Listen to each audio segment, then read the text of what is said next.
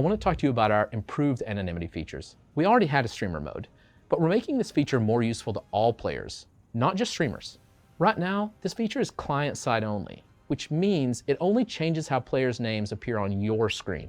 The big change we're making is adding server-side functionality, which means we'll change how your name appears on everyone's screens in your match. We think this is great for players who may experience harassment because of their battle tag and just want to queue up without any chance of that happening. Don't forget to report players that harass you or anyone else though. And speaking of reporting, don't worry, players in streamer mode being disruptive in text chat or voice can still be reported, avoided, and blocked, and penalties will still apply to them in exactly the same way as normal, because we still know their name behind the scenes. Next, Natasha will talk to you about our main initiatives to combat disruptive behavior. Thank you, Gavin. Hiya, I'm Natasha Miller, a senior research scientist at Blizzard working on Defense Matrix for Overwatch. While we are always working in many areas of combating disruptive behavior, today I want to talk about disruptive chat. I'll also touch on some of the tools that we're improving to help keep the community safe.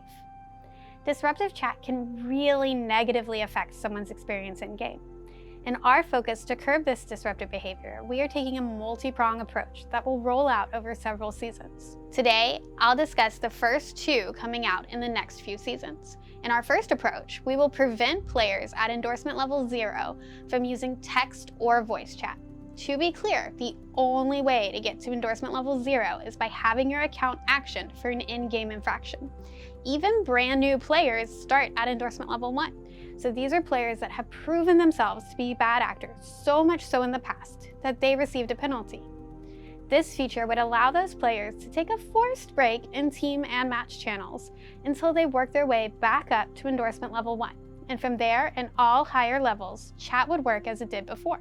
Remember, the best way to work your way back up to endorsement level 1 is to demonstrate good teamwork by trying your best, helping your team, and using the in-game ping system. In our second approach, we will remove chat functionality for spectators. Spectators don't have an in-game need to use the chat channels, and by removing their ability to chat, we remove a channel that is increasingly being used by bad actors. Along with these improvements, we are looking at making it easier and faster to report any reportable offense mid-match. At the moment, our numbers indicate that most reporting is done towards the end or post-match. And one reason for this is that it's not quick to report mid-match. However, this could put pressure on players to remember that they need to report, who to report, and what to report them for, all after the match. And at that point, they are likely more interested in just starting the next match. So we are hoping that by making it faster to report mid-match, more players will use the reporting system. This is very important because we rely on players to help us know what is happening in matches so that our mitigation systems can be more effective and reliable, overall making Overwatch a safer community for everyone. Player feedback is a vital part of improving and optimizing these types of features.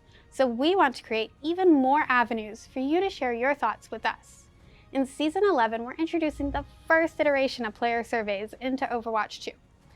This won't happen after every game because survey participants will be chosen at random among the player base. The survey will be prompted after the progression screen at the end of match flow.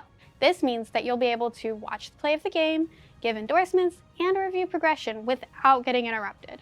Once the progression screen is closed, the survey will prompt the player for their feedback. Both console and PC players will get the option to give us feedback via a QR code. PC players may also choose to open the link in a separate browser. Surveys will ask questions about the game, including new modes, events, features, and how you feel about the way we're mitigating disruptive play. We're excited for this feature, and we look forward to continuing to improve the game as we gather your feedback.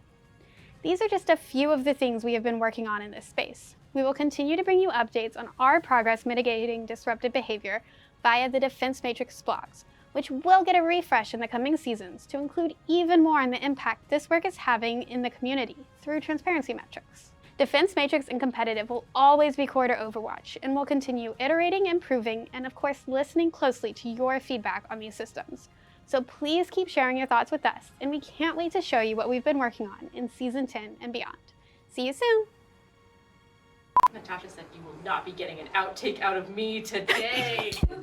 Well, that clip just came off. Any reportable offense. And they get worse. Every and reliable. You got so close to the end. All right, he's coming back for another pass. Circling. It's turning It's like a around. nut.